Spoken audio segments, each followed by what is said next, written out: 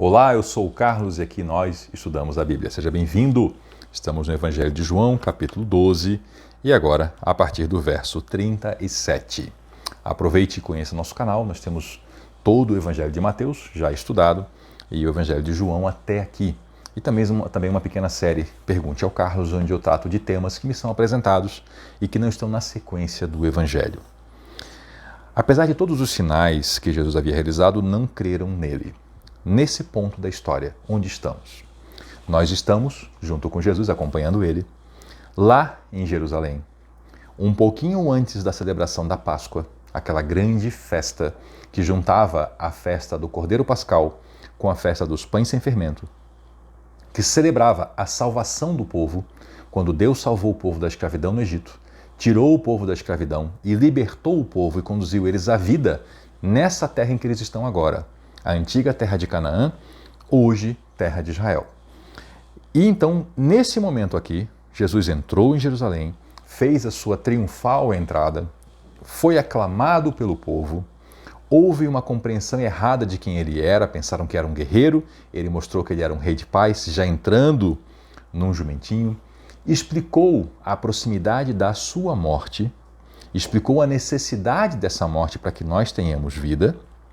E então, apesar de todos os sinais que Jesus havia realizado, não creram nele. Que sinais? Recentemente é que ele havia ressuscitado um morto. Ele havia curado o cego de nascimento.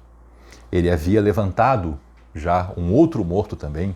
Nós vemos em outro evangelho a história lá em Naim que aconteceu.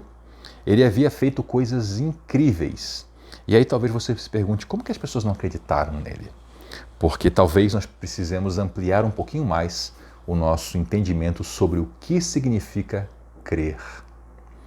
Crer, ter fé, não é constatar. As pessoas conseguiam constatar. Muitas inclusive viram o milagre da ressurreição de Lázaro. O crer, o ter fé, desde o Antigo Testamento, significa um caminhar com Jesus, o ter confiança nele. Então eram pessoas, como ainda existem hoje pessoas, que constatam que Jesus é o Filho de Deus, conseguem ter essa percepção, conseguem ter esse entendimento, aceitam esse fato. Se perguntadas, vão dizer sim, ele faz milagres, ele fez milagres. Sim, ele ressuscitou mortos, ele curou cego, paralítico, leproso, transformou água em vinho. Sim. Mas se perguntadas, você pessoalmente tem confiança nele? No que ele faz por você? Você pessoalmente procura caminhar com ele? Conhecer o que ele quer ensinar e ter essa caminhada? Muitas dessas pessoas vão se ver numa situação de como assim? Né? Pergunta desconfortável. Como assim? O que você quer dizer com isso? É esse crer. Então, apesar de tudo o que Jesus fez, as pessoas não estavam confiando nele, confiando as suas vidas, e não estavam caminhando com ele como discípulos. Havia apenas um pequeno grupinho que caminhava com ele como discípulos. E então, João nos explica algo. E João? Quem é esse João aqui? É bom a gente sempre recordar. Esse João é um dos 12 apóstolos. Ele era o mais jovem deles e ele escreveu o seu evangelho, escreveu em grego, apesar de ele ser judeu, falar o aramaico. Ele escreveu em grego porque era a língua corrente daquela época.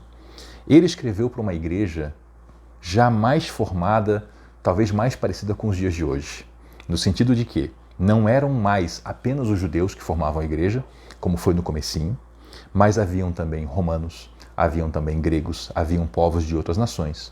Muita gente misturada. Então ele escreveu o evangelho numa linguagem para alcançar múltiplos povos, e não numa linguagem muito específica para um único povo. Ele escreveu por volta do final do primeiro século, talvez por volta do ano 90, ele escreveu o seu evangelho. E esse João, possivelmente, é o mesmo João que escreveu o Apocalipse. A palavra Apocalipse, nós já vimos isso, não quer dizer fim do mundo, quer dizer revelação. Apocalipse é revelação. E ele certamente é o João que escreveu as cartas de João, porque o conteúdo das cartas deixa claro que ele foi o João que viveu com Jesus Cristo, um dos seus amigos mais chegados, Havia Pedro, João e Tiago, que eram os três mais íntimos. Esse João, já tendo pastoreado igrejas, tendo evangelizado povos, tendo tido uma longa caminhada, ele então redigiu o seu evangelho, e aqui ele tem a expressão da percepção do cumprimento de profecias do Antigo Testamento, como, por exemplo, o que ele escreve aqui no verso 38. Aconteceu conforme o profeta Isaías tinha dito. Isaías foi um homem do povo de Israel, lá do Primeiro Testamento, também chamado de Antigo Testamento, e esse homem, ele foi talvez dos profetas que registraram suas profecias, talvez ele tenha sido aquele que seja o grande profeta messiânico. E quando eu falei dos profetas que registraram suas profecias, é porque houveram outros profetas. Porque o ofício de profeta, ele envolvia entregar a mensagem de Deus. E às vezes essa entrega era por escrito, mas às vezes não era. E o que escreveu Isaías, que aqui está citando João? Senhor, quem creu em nossa mensagem? A quem o Senhor revelou o seu braço forte? Isaías perguntava isso, mas não perguntava somente da sua mensagem de profeta, mas numa visão do futuro, perguntava também a respeito do Messias. Isaías teve a oportunidade de ter visões espirituais e ver o Messias, e relatou muita coisa sobre isso. Inclusive relatou detalhes da cruz. Se você não sabe disso, as profecias que Jesus cumpriu não foram apenas ele cumprindo, mas até mesmo os seus inimigos cumprindo contra ele. Até mesmo o modo em que ele foi assassinado, o jeito em que isso aconteceu, foi previsto por Isaías. Mas o povo não podia crer, pois como Isaías também disse, aqui eu quero retomar o final do nosso último vídeo, onde eu introduzi esse tema. O Senhor cegou seus olhos e endureceu seu coração, para que seus olhos não vejam e seu coração não entenda, e não se voltem para mim, nem permitam que eu os cure. Esse aqui é o estado daquele ser humano que escolheu se afastar do caminho de Deus. Não é Deus que escolhe pessoas para cegá-las, para ensurdecê-las, para endurecê-las. São pessoas que se escolhem para se afastar. Veja que o texto começa dizendo que eles não creram, eles não confiaram, eles não caminharam juntos. E então o que Deus faz? Os cega. Vocês não querem? Então não vejam. Vocês não querem? Então não ouçam.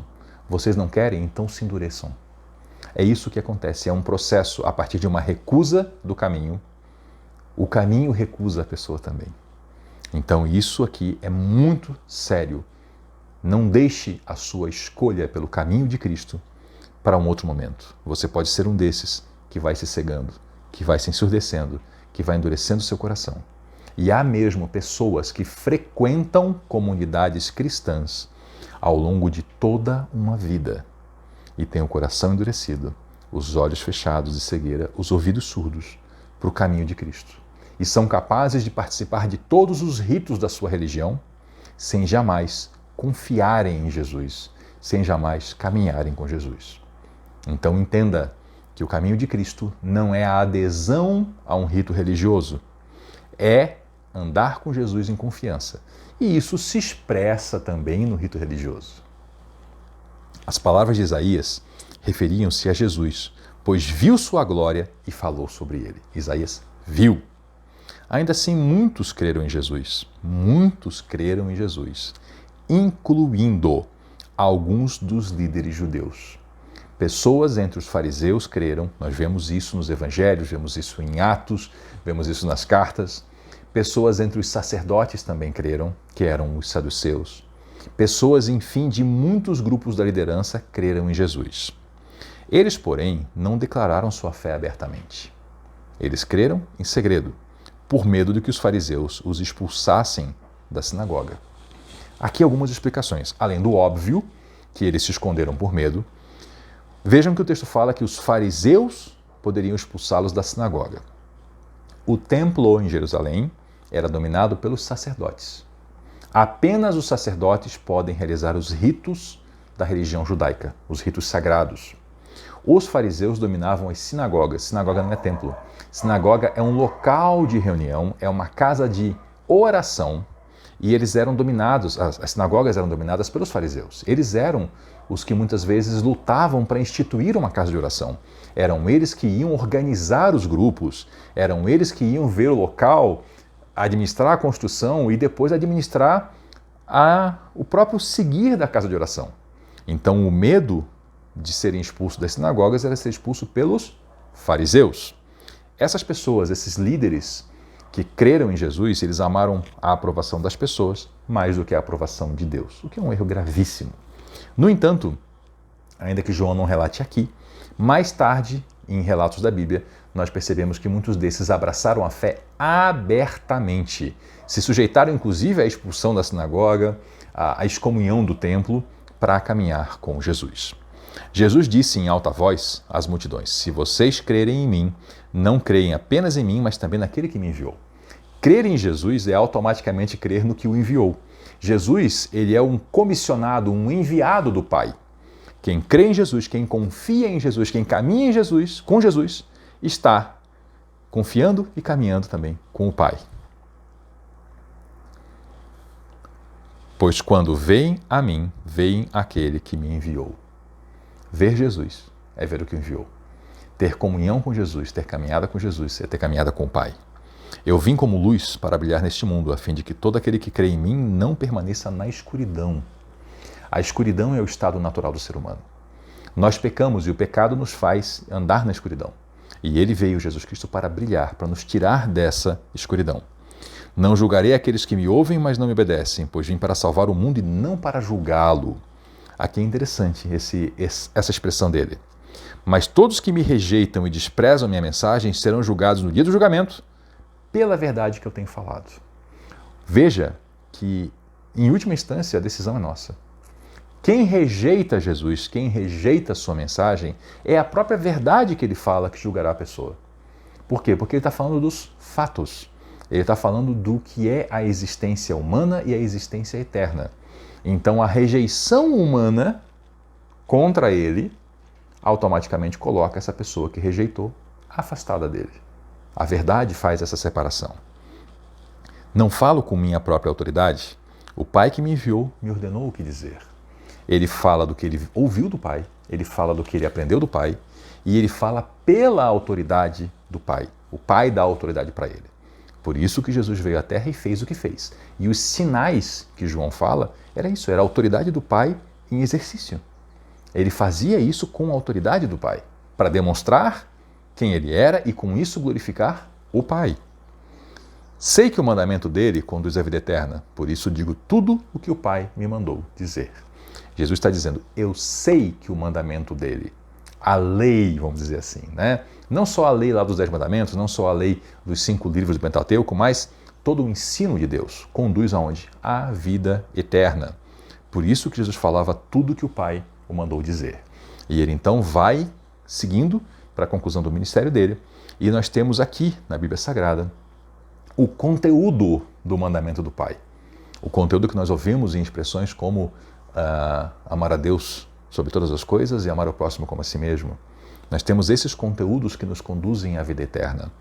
Existe um conhecimento, um contexto lá antigo, hebraico, de um grande professor que ele falou antes mesmo do nascimento de Jesus Cristo. Ele falou, olha, aquilo que você abomina para a sua vida, não faça isso para o seu semelhante. Isso é o que diz a lei. Todo o resto da Bíblia é comentário para isso. Então esse entendimento de que o mandamento de Deus conduz à vida é importantíssimo. É importantíssimo entendermos o centro da mensagem. E isso nos leva a buscar toda a mensagem, a buscar os textos, a buscar os conteúdos. Por isso, eu digo e insisto no meu convite a você. Tenha uma Bíblia. Leia diariamente a sua Bíblia. Procure entender o que você está lendo. Pesquise, pergunte. Aqui no canal mesmo, deixe suas perguntas. Aproveite, se inscreva, ative o sininho, deixe seu joinha, sim. Mas faça a sua caminhada, a sua própria caminhada, para que você conheça o conteúdo da mensagem de Cristo. Não seja você meramente um frequentador de templos, um frequentador de alguma associação religiosa. Seja você alguém que caminha com Jesus. E você não caminha com Jesus em pequenas celebrações semanais, por exemplo, aos domingos. Você caminha com Jesus na sua caminhada diária, no seu trabalho, na sua casa, com a sua família. E para isso você precisa desse conteúdo sagrado. Aceite o convite de Cristo para andar com Ele. Caminhe com Ele. Para isso você precisa buscar esse conteúdo para saber qual é o caminho de Cristo para que você possa trilhar por ele. Muito obrigado por nos acompanhar até aqui. Eu sou o Carlos e aqui nós estudamos a Bíblia. Até a próxima.